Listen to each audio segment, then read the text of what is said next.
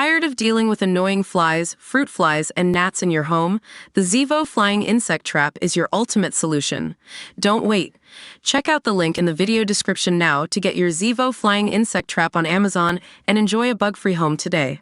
Friends of the ketamine queen, charged with selling drugs that killed Matthew Perry, hit back today, defending her as uplifting, bubbly, sweet, and spiritual. One longtime friend said the alleged deadly drug dealer, Jasveen Sungha, gave no inkling she was facing severe drug charges at her birthday party just days ago.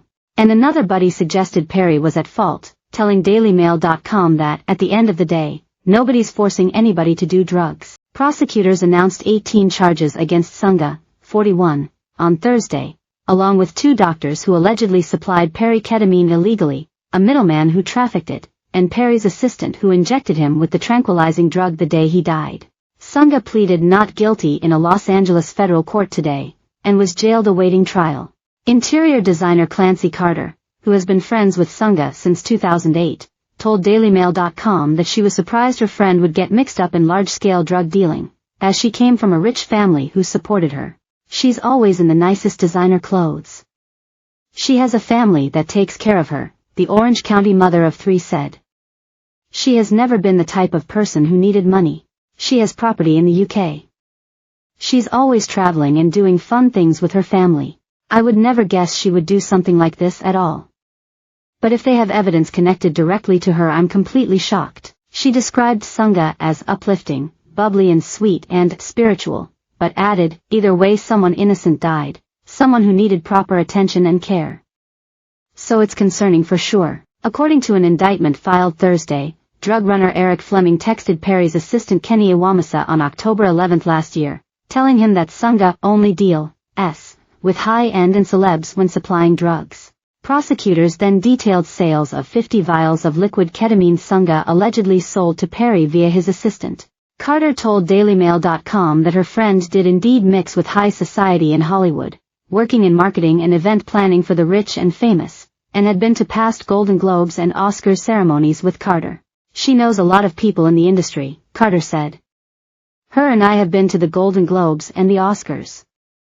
There's a lot of celebrities she was mingling with. I care for her deeply. I'd hate to see something terrible happen to her regardless of the case. Artist Heather Pardue, 42, also said she was surprised to learn of the charges against her friend Sungha, but suggested that at least some responsibility for Perry's death lay with the actor himself. She's a friend of mine, Pardue told DailyMail.com. I mean, at the end of the day, nobody's forcing anybody to do drugs. She added that she had never seen Sungha dealing or being involved with drugs. But prosecutors say that when the Drug Enforcement Agency, DEA, and other law enforcement raided her North Hollywood home in March, they found thousands of pills and kilograms of powder.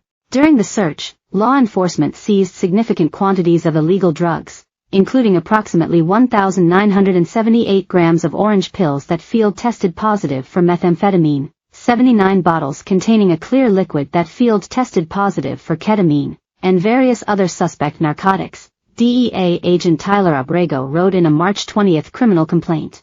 The agent wrote there were texts on her phone about selling ketamine, as well as videos of her cooking ketamine, the basis for a slew of drug charges filed even before her alleged involvement in Perry's death was revealed. Friends say Sungha hid the impending charges and dire legal situation from them expertly, throwing a birthday party earlier this month and giving no hint of the trouble she was in. Los Angeles realtor Greg Vosick told DailyMail.com that he was shocked to learn his friend of several years had been indicted for selling drugs that killed Perry. Vosick said Sungha seemed normal and serene and she celebrated her 41st birthday with friends at a bar in Hollywood just days ago. I was at her birthday party just the other day and there was no inkling of anything like this going on in her life, he said. She was definitely just a pretty normal person I've known for years. Vosick said he met Sungha through dance music events they frequented, attended her birthday party